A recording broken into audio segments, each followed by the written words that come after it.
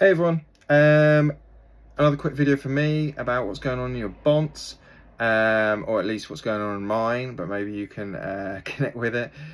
So something I've been thinking about. So I've just finished a trauma course, which was really interesting by TIS, Trauma Informed Schools, Wales. It was an online course, and I used my settlement money for it from leaving the Navy. So something completely different to engineering, but something obviously I'm really passionate about, and it was really great. And the good thing about these courses is, sometimes people go on them and say, oh, they come out completely different, and I'm quite an aware and kind of vulnerable person, I would say, mentally, and I've done quite a bit of work on myself, and so you get something out of these things different to every individual, and it really kind of put me on a track to kind of delve down into other things. And one of the really interesting things I thought about was how we fight against these ideas of the way we should be feeling. So general idea is if you're feeling anxious or fearful or shameful, these are not good feelings, right?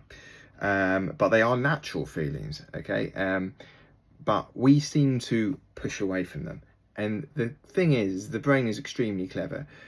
So the brain works on an economic level, okay? It wants to save as much energy and as much power as possible. So if you're doing something continuously, for example, if you pull away from something because it makes you feel anxious because, for example, you're triggered from a childhood trauma or something else that went on, then there is no reason the body would ever change that, or the mind would ever step in to change that without you deciding to change it logically.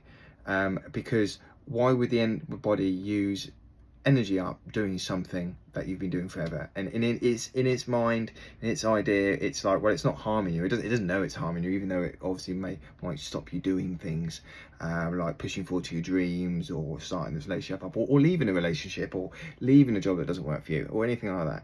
I mean, the anxiety, these emotions that you feel are actually trying to protect you. It's a bit of a weird, mucked up way. It's trying to do it, but it's doing it from a good point of view, because it thinks, well, if you don't change anything, then there's nothing new, therefore nothing can go wrong. Which is obviously, change is growth, right? A lot of the time. So what I find really interesting is that this idea that